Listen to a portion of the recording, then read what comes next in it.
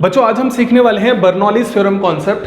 क्या है Bernoulli's theorem concept? पहले आप एक डेमोन्स्ट्रेशन देखिए। हमारे पास दो पीस ऑफ पेपर है। अब हम लोग क्या करते हैं, इन दोनों पेपर के बिटवीन एयर ब्लो करते हैं। तो आप ऑब्जर्व करिएगा इन पेपर में क्या हो रहा है। Okay, let's get started. 1 2 3 go.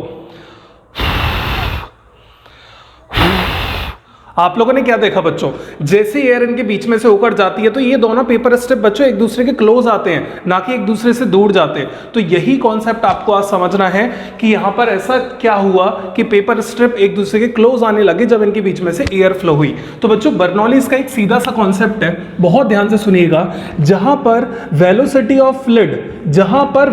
Of fluid ज्यादा होती है वहां पर प्रेशर डिक्रीज हो जाता है एंड वाइस वर्सा। मेरी बात ध्यान से समझ लीजिएगा।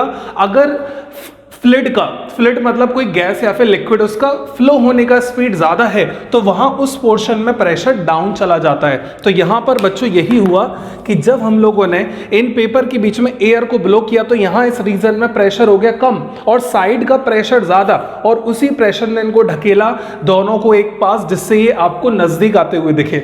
अब मैथमेटिकली थोड़ा बात करते हैं। देखिए मैथमेटिकली बर्नौली का कहना था, ये जो पाइप आप देख रहे हैं ये डिफरेंट एरिया का पाइप है, इसमें से एक फ्लूइड फ्लो करके जा रहा है। तो यहां पर तीन तरह की हमारे पास एनर्जी होती हैं। इधर हमारे पास होगी काइनेटिक एनर्जी, ठीक है, प्लस इधर होगी हमारे पास पोटेंशियल एनर्जी, प्लस इधर होगी हमारे पास बच्चों एक प्रेशर एनर्जी। ये तीन एनर्जी इस पोर्शन पर जहां से पानी एंट्री कर रहा है उनका सम बराबर होता है। यहां जो तीनों एनर्जीज होंगी same, kinetic energy number 2 at the outlet, potential energy number 2 at the outlet, plus pressure energy at outlet. ये, या फिर इन शॉर्ट में ये भी लिख सकता हूं बच्चों, half rho V square plus rho G H plus P equal to constant. I can also write this statement. बच्चों ये है बर्नौलीज का मैथमेटिकल एक्सप्रेशन कि जब भी कभी भी फ्लूइड किसी पाइप में फ्लो करेगा तो वहां पर टोटल एनर्जी कांस्टेंट रहती है, और उस एनर्जी का पार्ट कौन कौन है? काइनेटिक क्योंकि फ्लूइड मोशन में है, पोटेंशियल क्योंकि फ्लूइड के पास बच्चों एक हाइट है, प्रेशर बिना प्रेशर के तो कोई चीज फ्लो करती नहीं है, तो यहां पर लिक्विड के पास अपना एक प्रेशर होगा। तो आप इसे मैथमेटिकली और कैसे याद रखेंगे? Half rho V square plus rho G H plus P equal to constant, this one.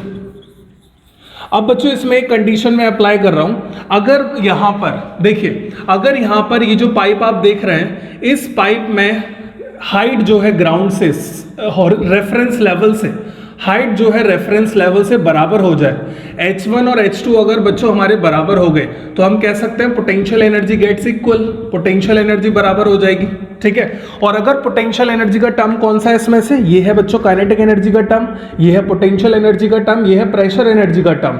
तो पोटेंशियल एनर्जी बराबर होने का मतलब सुनिएगा, half rho V1 square plus rho GH1 plus P1 equal to half rho V2 square plus rho GH2 plus P2। बच्चों ये जो potential energy का टर्म है कैंसिल हो जाएगा क्योंकि ये दोनों इक्वल हो गए। अब आप क्या करिए, अब यहां पर देखिए क्या बना, half rho V square plus P equal to constant. ये बना या नहीं बच्चों? Kinetic energy plus pressure energy का सम कांस्टेंट।